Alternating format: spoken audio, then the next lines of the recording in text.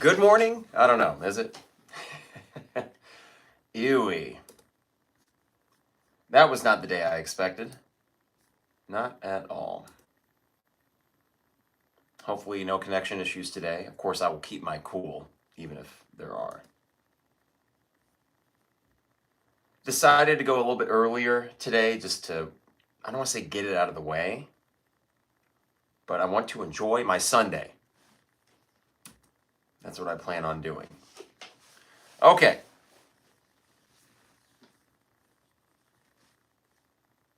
It is the 200 level episode 300 and not the milestone episode that I was hoping for.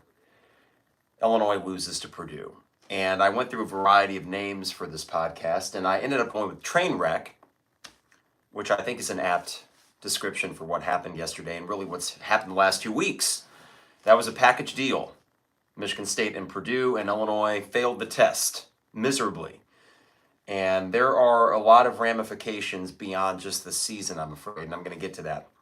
I want to talk about some other possible titles, though, that were going to inform the narrative of this episode. One of them was actually Isaac Ambrose's idea, and he texted this to me and Trevor as I was walking out of the stadium after Purdue got that interception. That was my I got to get out of here moment. Even if there was a comeback possible, I couldn't do it anymore. And Isaac's idea was How to Lose a Fan in 10 Days, which I think is a brilliant title, and I didn't go with it just because I didn't want people to look at the title of this podcast and think that I had entirely jumped ship. That's not the case. You know that I'm going to be around. You didn't lose me as a fan. I'm still going to watch the games and go to many of them. Maybe not all of them, including this upcoming Saturday in a frigid Ann Arbor. I'm not wasting my time in there. I'm not. We'll go somewhere warm and toasty to watch it. How to Lose a Fan in 10 Days. Well, let's start with that, because I do think there's something to be said about the ramifications on this fan base. And I was tweeting last night and trying to do so as objectively as I could, which is kind of difficult when you are emotionally tied into this thing. But one of the points I made was outside of the gaudy record that you could have amassed this year or going to Indy, outside of that, honestly, what concerns me the most is losing fans yet again. Fans are sick and tired of being bamboozled by this football program. And it's not specifically the fault of Brett Bielema any more than it is Ron Zook or Ron Turner or Lou Tepper before that, or far beyond that. I mean, you could go back to the 70s and the 60s, the Gary Moeller years. Those were lean years. And that's before my time, but I know that in my time, there have been enough of these moments where Illinois has bamboozled me into thinking, oh, wait a second, they've turned a corner. And I'm really sick of that. I am. This team is still 7-3. I still think that this is a coaching staff that is going to keep you respectable and relevant in the Big Ten West, however long that may be. But the last 2 weeks have been such a crushing disappointment given where you were, that a lot of the fans that are less diehard than me probably said, screw it. And I'm not going to fault them for that. The paid attendance yesterday was about 45,000.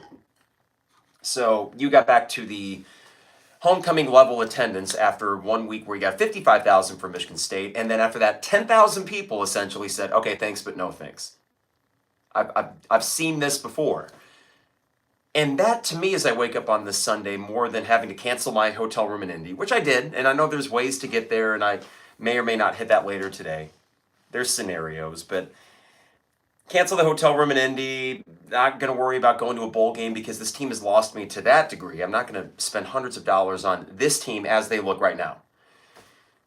But it's for the fan that is less invested than me that says, you know what, I'm just not going to bother going again until they show me consistently that they can win. And when we're trying to build a football program and we're trying to build a culture and an environment that is exciting and people want to be a part of it, days like yesterday are absolute killers. Lot 31, about 3:30 p.m., was like being at a wake.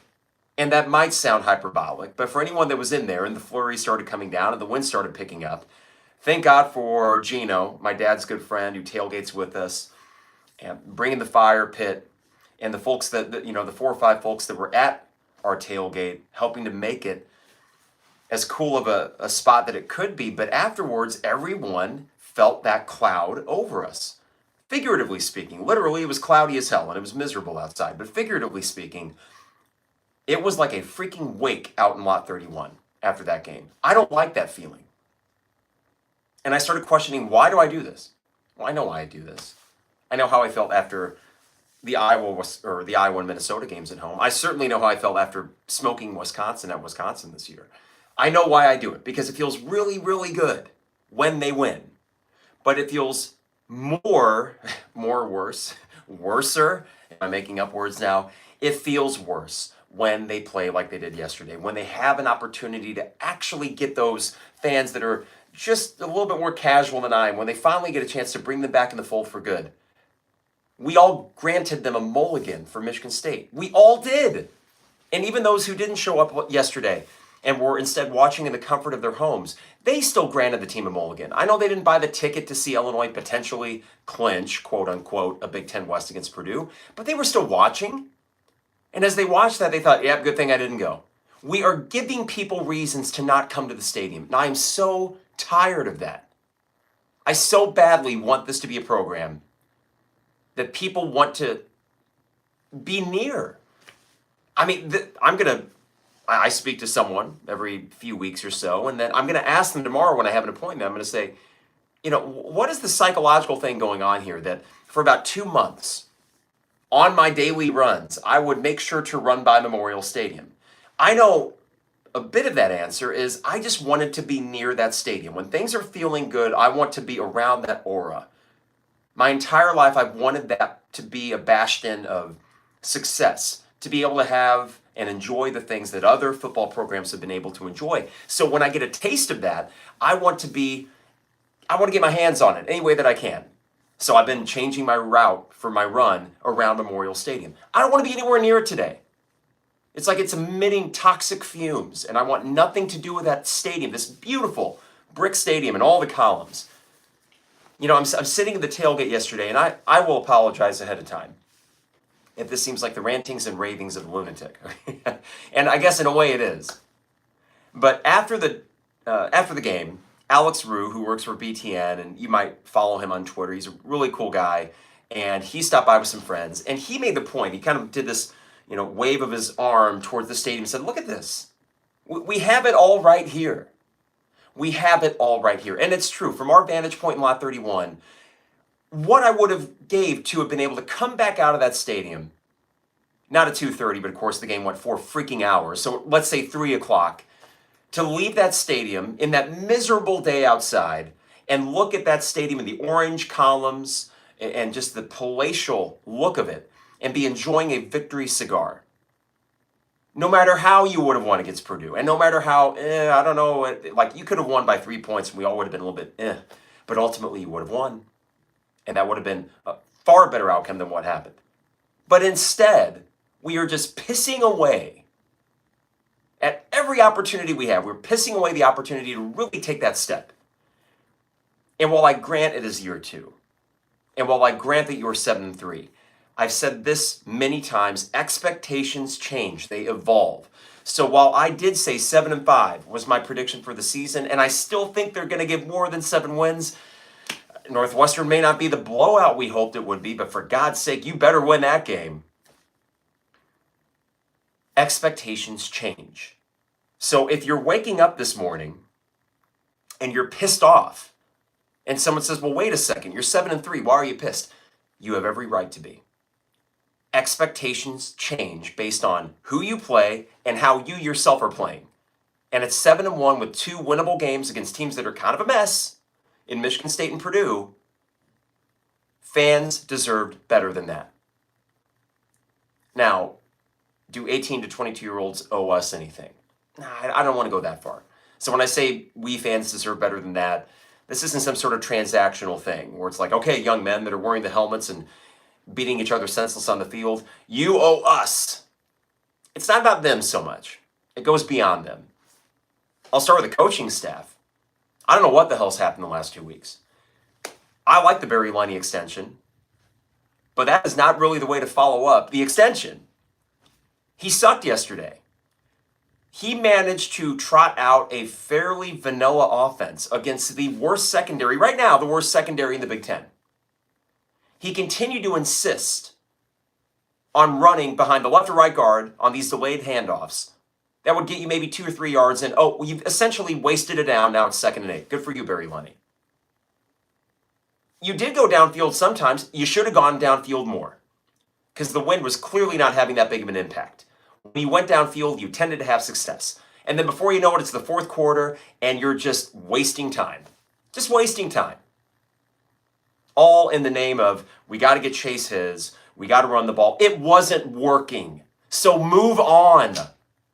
I don't need two-dimensional football. I need the kind of football that's going to win that game that's right in front of you. And what would have won yesterday with Purdue keying on Chase like they did is going downfield. Even with a wide receiver room that isn't that great, Barry Lunny insisted time and time again. But I'll tell you the moment where the game was lost. And anyone in the stadium probably felt it especially. You got to stop with about 2:40 to go in the first half, up 14-7. And you get the ball after halftime. A team that is worth their salt goes right down the field and they score. Even if it's a field goal, you go right down the field and score. Instead, we have 2 handoffs to Reggie Love. In a crucial moment of the game, 2 handoffs to Reggie Love for either a gain of 1 or a loss of 1. Who really cares? 3rd down incompletion, punt it, Purdue scores. And yes, we can talk about the officiating, which was terrible, and turned what should have been a fun Saturday into a 4-hour crap fest. They were terrible, but they did not lose you that game. I know the Devin Witherspoon pass interference call, that is a difference maker. Moments matter. But before that, we don't even get to that point if Barry Lunny does his job and attacks.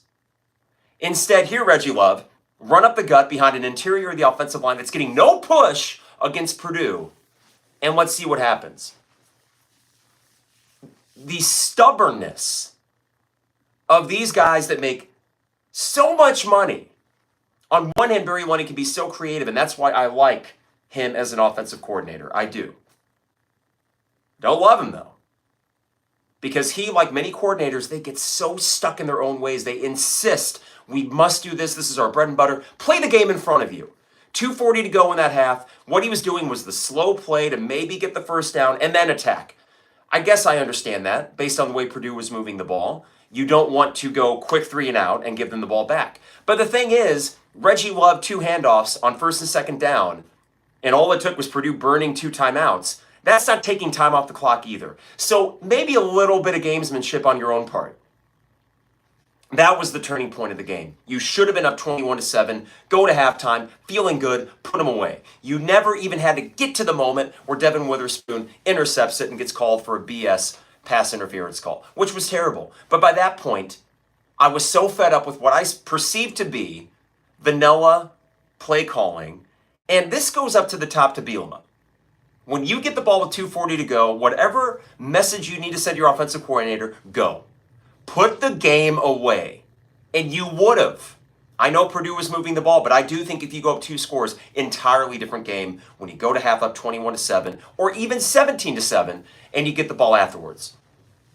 But instead, you put a tired defense already back on the field, and the defense sucked yesterday. There's no 2 ways about it. But you entirely flipped your game plan, letting Purdue have the ball for about 20 minutes of that first half.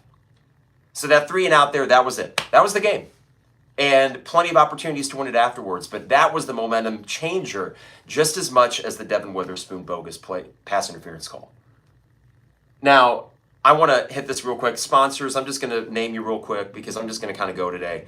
And please, listeners, support these guys. DPDO online at dpdo.com. Rector Construction online at rectorconstruction.com. State Farm agent Brian Hansen, brianismyguy.com. And Dogtown Heating, Air, and Plumbing, your home's best friend. Please support DPDO, Rector Construction, Brian Hansen, State Farm agent, and Dogtown Heating, Air, and Plumbing. Sponsors, I'm going to hit you up heavy this week, I promise.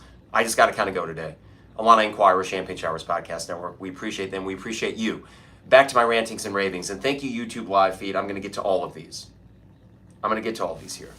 First things first, coffee.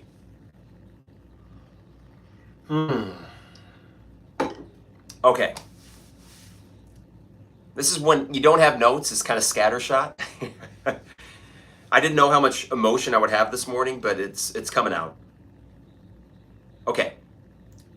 I started with the fan thing, right? Where you let you gave a lot of fans an excuse to say, okay, thanks, but no thanks.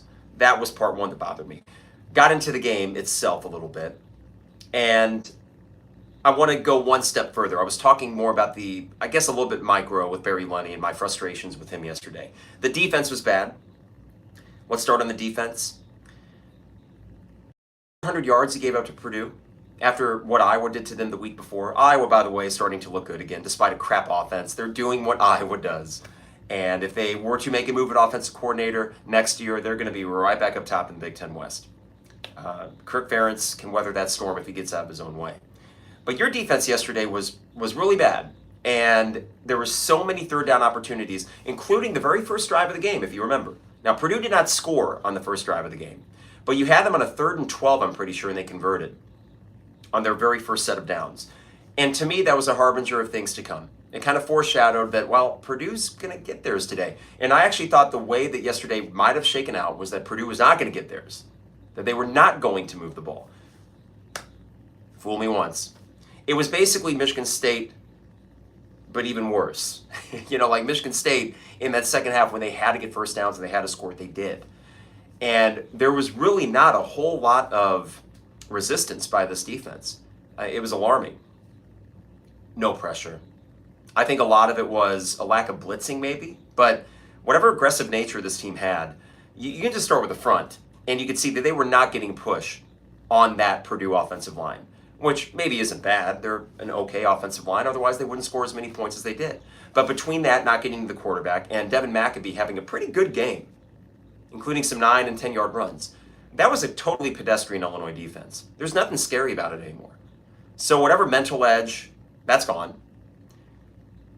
And then fundamentally speaking, I mean, good Lord, I know Alec Bryant is a backup, but there were 2 plays in a row where they really got him to bite, where O'Connell had a 15-yard rush himself, and then the next play they do the option or an option-esque play to the left, and they get Alec Bryant unable to contain yet again. So I understand Seth Coleman being out hurt you, but these are just blatant missed plays by your defense.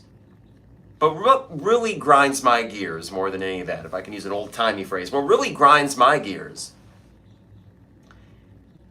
the lack of discipline. There were a few pass interference calls that were BS. We know the Devin Witherspoon one is just an awful call. The Sidney Brown one by the end zone, that was a bad call. And I'm sure there was another one, but let's go to the fourth quarter. And whether it was late third or early fourth, Purdue had a drive where Calvin Avery alone gifts them 30 yards. Or was it Calvin Avery and then Johnny Newton? Was this the 15-yard hands to the face? And then the second play was pushing Aiden O'Connell when he was out of bounds. 30 yards you gift them. You cannot do that. And then the cavalcade of penalties kept coming and coming and coming. Some of them legit, some of them BS. That's fine. But ultimately, you fed into this, we're the undisciplined, sloppy team. And that was not what this team was. Yeah, they had some games where they were turnover prone. But when it really counted, they were not making mistakes like that. Those were mental mistakes in the biggest game of the year. That was a team that was not ready for the moment. And that is so disappointing. That was a defensive unit that was not ready for the moment. Where the fans were feeling that bloodlust and saying, get to the quarterback. Meanwhile, the defense is like, hit me with a feather, I'm down. There was this weird sort of finesse with the way they played yesterday that is alarming as you go into Michigan. And I'm not even going to talk about the Michigan game today. I'm not going. I'm selling the tickets. I'd rather hang with Kara and her family in a nice, warm, cozy place and just sort of casually watch it because it's not going to go well. It's not. Chase Brown or no Chase Brown, it's not going to go well. This team has major issues right now, and mentally speaking, whether it be the defense and their sloppiness or the offense and their sort of passivity, if that's a word instead of aggressiveness, these guys are playing scared right now. And that goes up to the coaching staff. I don't know what the hell happened. I could try to get micro even more, which is not my strong suit. But if you were in the stadium yesterday, you noticed and you felt this sort of, I don't know, timid nature to the team. That made no damn sense, especially when you went up 7-0. I thought we're winning this game. Then you got to stop after you went up 7-0. You got the ball back. But again, you can't put them away. And you could have put them away early. This Purdue defense sucks. They will continue to suck. And your offense was just totally pedestrian against them. What the hell happened? What happened here? I don't know if this is 2011 again. If they lose the next 2 games, it kind of is. But that's what a lot of fans probably feel that it's similar towards. They look at this team like, I remember Zooks last year. Here we go again. And they have some legitimacy behind that argument now. And I hate that there are going to be people that could say, I told you so, and they aren't going to be entirely wrong about that.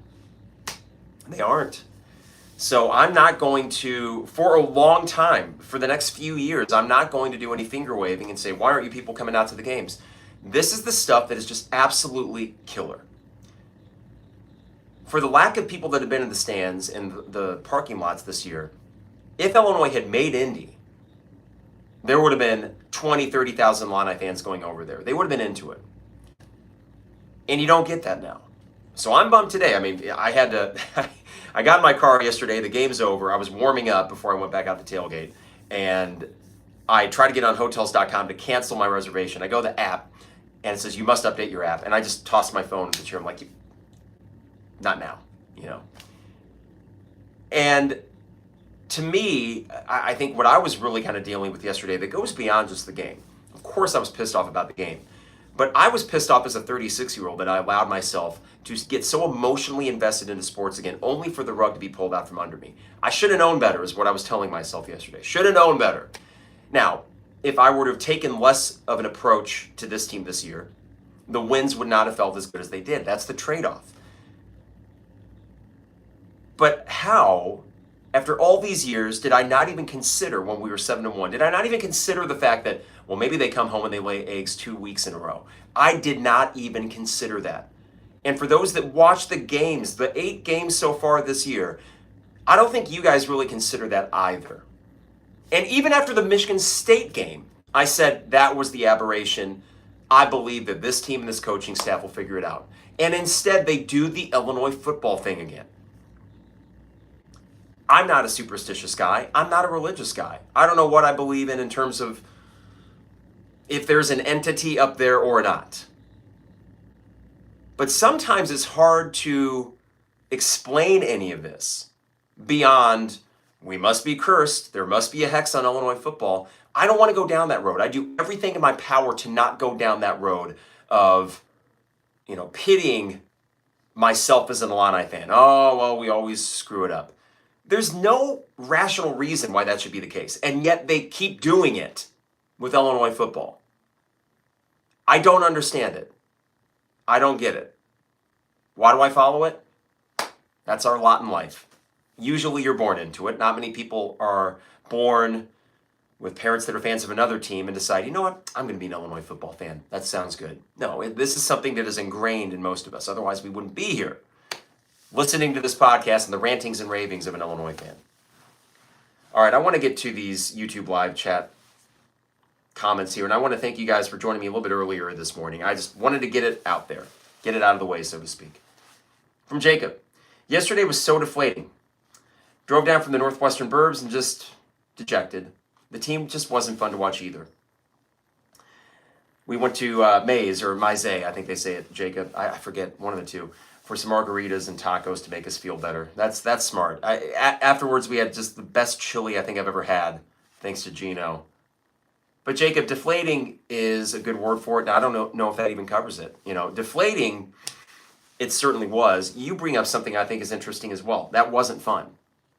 That was not a fun 4 hours. There were moments of fun, but it became pretty clear, even by the end of the first quarter, that, oh, great, it's going to be a dogfight.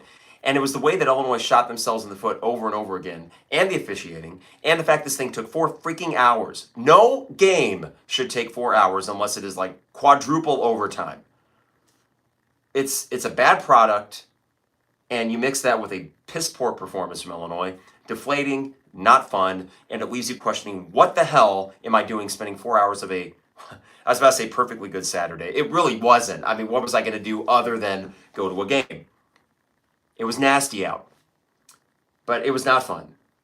From Michael, that one hurt. I haven't heard anything about Chase yet, but looks like we limped a Northwestern game and hopefully get a bowl opponent we match up favorable to us. Very defeated for the moment, though. Michael, I think two things need to happen to make us, by end of the season, feel good again. You must beat Northwestern. And I don't know anymore. I know they suck. I do. I can't trust this Illinois team right now. I trusted them for 2 months. They gave me reason to trust them. I cannot trust them right now. There's something bigger than just a lack of execution going on over there. There's something bigger, and it worries me a little bit beyond just this season. How you could, as I tweeted yesterday, piss away all this goodwill in 2 weeks so quickly. How to lose a fan in 10 days, as Isaac said. And you did lose some fans, or at least you put a lot of them at bay. But I am worried, Michael, that there's some intangible thing wrong here. And you could say, well, Carp, you weren't as good as your record to begin with, so you just played 2 bad games in a row. Yeah, I buy that to a degree, because it's not like Michigan State and Purdue are terrible, but they aren't good. We saw Michigan State yesterday. They went to a 7-point win against Rutgers. They were fine, whatever. They'll make a bowl game at 6 points, probably, when they beat Indiana next week. But the feeling, the look, the body language, this is going to sound very meatball fan thing, so forgive me for a second, but Purdue yesterday, I was noticing the contrast in sidelines. During some of these long timeouts that went for 3-4 freaking minutes, some of these reviews, you see Purdue kind of huddle up along the 50-yard line. They start doing this little stupid dance. Well, they're into it. And I look at our sideline, and they're just limp. There is a limpness, and I won't use that word too much because the visuals are just whatever. But there was on the sideline yesterday for Illinois sort of, God, are we even into this? We're like, well, what are we doing? Do we care? And of course they cared. Of course they cared. But they didn't care enough when you compare it to how much Purdue cared. The chip on the shoulder that Illinois had every reason to have was actually on the other sideline.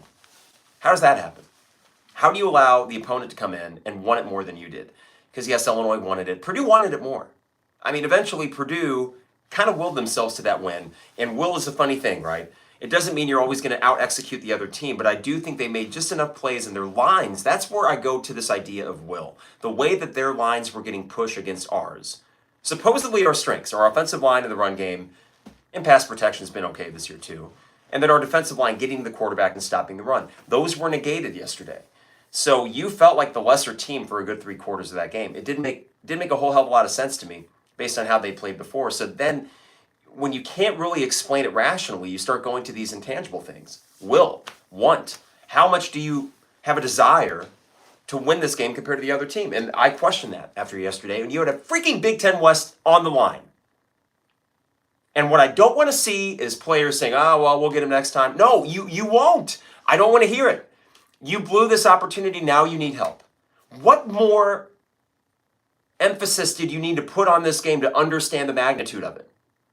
It's one thing to come out tight. I don't think it was tightness. Timidity, if that's a word. Timid. You were timid and scared, it felt like. Why?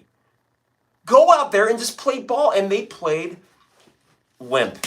A limp game. I go back to that. Just a bunch of limp noodles out there in a game that you had no reason to be.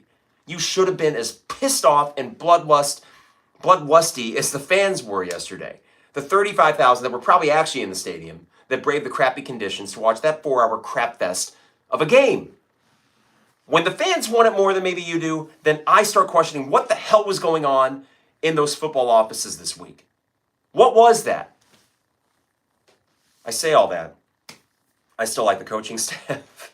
But right now, I really don't. If we see like news pop up, Bielema gets extended. Great, okay, fine. But now's not the week that I'm going to get all happy about that. I would prefer that he does get extended. I think he's a guy that you can build this around. I still do. But it's just not going to feel the same after whatever that was yesterday. From Jacob, I agree with you. Expectations change and you only get so many opportunities.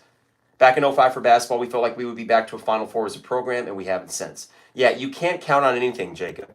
You also had two big visitors yesterday, Malik Elzy and Jair Hill, and that was not really showing them a whole hell of a lot, unless they are in the mindset that we can play next year. Because Malik Elzy, you're starting at wide receiver next year. You are. I don't know. Can we talk about Isaiah Williams? I like him. You got to stop letting punts go by you. Stop gifting the other team 15 yards of field position. I don't get it. Special teams. Hugh Robertson was great. Caleb Griffin was great yesterday. Oddly enough, your specialists were great, but the special team still sucks. Oh my God. From Dave, after the start, 7-5 collapse or 8-4 with a beatdown to Michigan, while an improvement is not that jump we were all rightly expecting after the 7-1 start. Slight improvement, minimal momentum. Great word, Dave. And I like alliteration. Minimal momentum. Isn't that it, though? Yes, you can sell yourselves better than you could the year before. But this was approaching a level where you could go on the recruiting trail, whether it be transfer portal, four-year players, JUCO guys, and say, hey, we got playing time for you, and we have asserted ourselves as a team to reckon with in the Big Ten. Now, that buzz is gone. At least right now. And maybe a win. I mean, short of a win in Michigan, I don't think you're going to get that momentum back because Northwestern's not going to do it. You would need to beat Northwestern and win your bowl game. And then you're 9-4, and that feels pretty good. That's the same record as the Rose Bowl team. But 8-5, 7-6, oh. I think, unfortunately, 8-5 is maybe the likely outcome here. And when you're 7-1, that's just not going to do it.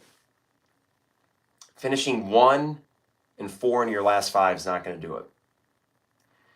This is also from Dave. Regarding Lunny, I think he's in over his head. He clearly knows what he's doing based on the scripted starts success. I think the early red zone issues and Chase Heisman push has messed his play calls. Don't disagree, Dave. There's an insistence to his play calling that I don't understand. And Dave also agrees with timid. Didn't understand rushing 3 against the best passing QB we'll see all year. Giving him time while also playing multiple backup DBs. McConnell had to love it. O'Connell, yeah. No, he absolutely did, Dave. I mean, he was just able to sling it around back there. Oh, darn it. You know, I don't know what else I have, everybody. I mean, other than the fact that this just sucks. And for you brave souls that are actually going to listen to this and maybe get some catharsis out of it, I'm pissed. I'm pissed, and I question a lot of things right now where I didn't think I was going to have to question anything. It's like, we got it. Sustainable. This is going to work. And I use the word bamboozled a lot, but that's how I feel. I feel bamboozled. I feel like a schmuck. A 36-year-old schmuck that allowed myself to get pulled back in with the tractor beam of Illinois football, only to get fooled again. And that, I hate that. Yeah, I feel bad for the players. They got to this point, and they know more than anybody this morning they blew it. I woke up at 3 a.m. thinking about this stupid game. Did they sleep last night? I mean, it would suck. It's not. I don't think it's going to be a good week over there. It's not going to be, okay, rally around each other. No, I don't think so. I'm worried that there is something fundamentally broken right now. And I caution myself saying that because in the last podcast I said we tend to overcorrect. And after the, let's say, Michigan State upset over Illinois, we tended to overcorrect and get worried about the Purdue game when I thought, well, there's no real reason to. This is a good matchup for Illinois. Should have been a good matchup. I worry that there's going to be a wheels coming off thing. They've already started to come off. I just don't think you can put this shit back together again in time for a Michigan game where it's going to be absolutely freezing cold up there. I doubt Chase Brown plays even if he was walking around. So you're going to be able to need to run it, and McCray apparently is out. So he's made of glass. I don't know, Chase Hayden? What do you do? I mean, you know, Isaiah Williams getting some direct snaps? I don't know. You aren't going to score. How much are you going to score at Michigan? You had hard enough time getting points against Purdue. And I know you got 24. That's fine. One of them was a late field goal. A nice kick from Caleb Griffin. But you struggled. Everything was so labored yesterday. Why? Why did everything feel so hard for that offense? Oh, sorry. Hit the mic stand. I don't get it. I really don't. Dave said one from a big-time bowl, potential coach of the year, national story to random crap bowl that literally nobody outside of Illini fandom will notice or care about. Brutal 10 days. Well, Dave, here's the deal. If you finish 8-4, you're probably still like ReliaQuest Bowl. Maybe. I think now you're starting to talk Music City Bowl again, which if you would have mentioned that to me after the Wisconsin game, I would have said, hey, I'd love to go to Nashville. I would still love to go to Nashville. But this is not a team that's worth traveling for right now. They aren't. And credit to those who do, and credit to those who are keeping their Michigan tickets and are going to go and brave. I think the kickoff temperature, because it's an 11 a.m. or noon kickoff up there, is 20 degrees and windy. It'll feel like 12. No. Not doing it. Not for this team. If they would have won yesterday, I would have done it. But like, I'm divesting. I have to. For my own mental health. I was talking to Kara about it last night. I mean, yeah, it puts me in a crap mood. And I think about it way too much. And as much as I love sports, I noticed, like, I've said this before, concerts and all that, it's like a tailgate, but your team always wins. So you would never go back to the tailgate after a concert and be in any sort of mood like you were yesterday, going back out in Lot 31 or wherever you tailgate. It sucked. It was miserable. I hate that. So why do I do it? I know why. We know why. But you can't help but ask yourself those questions when you're freaking miserable over a game that you have no control over. I don't know. You guys are adults probably listening to this. I don't know how many kids listen to it, but do you ever get that sort of existential thing where it's like, the hell am I doing here? What? Am I a man or a child? I'm acting like a child. So it's just frustrating. With all the tiebreakers, says Dave, similar records, I think we're falling out of those Florida Bowls and into the Nashville Pinstripe Mayo level of bowl. Yeah, as a Yankees fan, the Yankees are really just kind of boring as hell right now. The Pinstripe Bowl used to sound fun. No thanks. Oh, that sucks. Jacob, felt like the team couldn't handle all the success after the 7-1 start, which you would think with this coaching staff should have been handled better. I wonder that too, Jacob. Did they get too big for their britches? Which people could say that's a tired narrative, or well, what proof do you have of that? I don't have proof, but Jacob, I'm kind of with you on that, in that this is so unexplainable, or inexplicable, I should say. So there has to be some intangible things that we just can't see that are there, right? And that has to be part of it. I was feeling the bluster after a 7-1 start, but all that said, even if they were feeling themselves a little bit, to lose whatever edge like that, I mean, you could think we're this, we're that, we're hot stuff, and still play with a little more chip on your shoulder than that. You would have think the Michigan State game would have been humbling, and instead they were their craptastic selves for a second week in a row. How many times can I say crap in a podcast? I need to expand my vocabulary. There's a lot of words I want to say, but we are a family-friendly show. I think I'm spent, guys. I don't know. I have nothing else really to say this morning except I'm pivoting to Illinois basketball. And we'll do a Northwestern second half or fourth quarter because 8-4 still feels better. But like now I'm thinking, what the hell am I going to do on December 3rd? I don't want to watch the Big Ten title game now. Ew. No. Want no part of it. I wanted to be the team getting ran out of the stadium by Ohio State. All you had to do was beat Purdue. And I say that like it's easy. It should have been easier than that. And they kind of punked you yesterday, and that's a freaking embarrassment. Yeah. Been seeing this for too many years, and it's tiring, and, the season ticket sale boost, not going to happen. Warm Bowl, we'll see. National story, nope, not anymore. You had it all right there. And I saw this term a few times. I saw it on a message board yesterday. I saw it on Twitter, and I copped it, to be quite honest. Allergic to prosperity. And I've heard that before. Never really used it, but it really makes sense. Why must Illinois football be allergic to prosperity?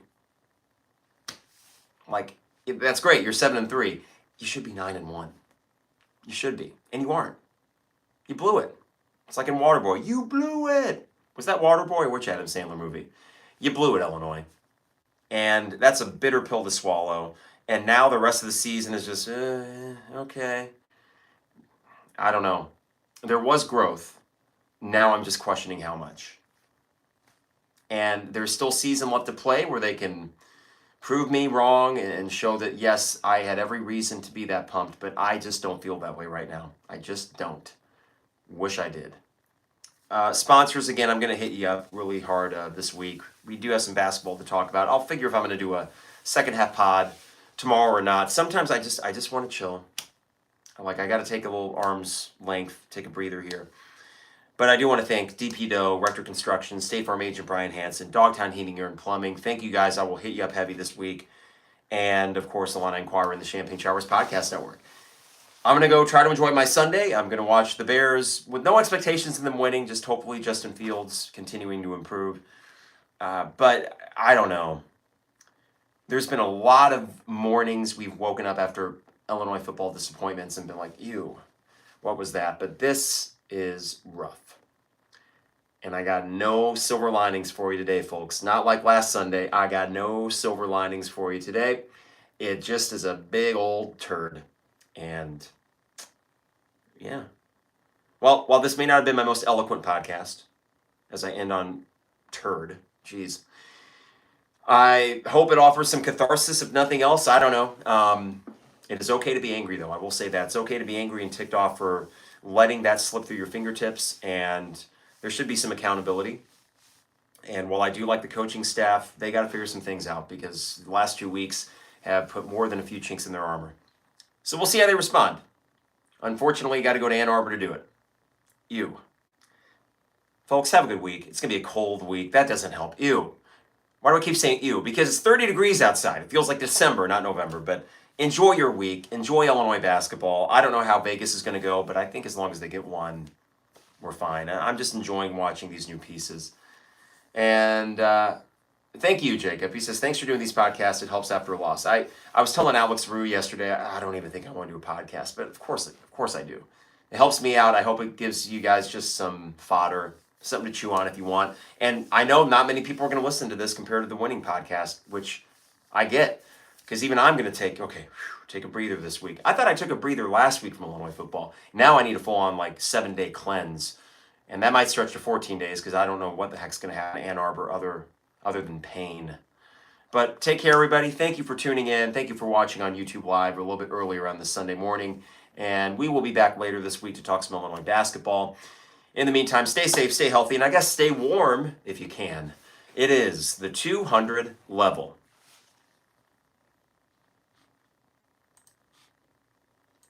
Thanks for tuning in, guys. Wish I had better news, but I don't got a lot of positivity right now after the way the last 2 weeks shook out. Have a good rest of your Sunday, though, everybody. Take care.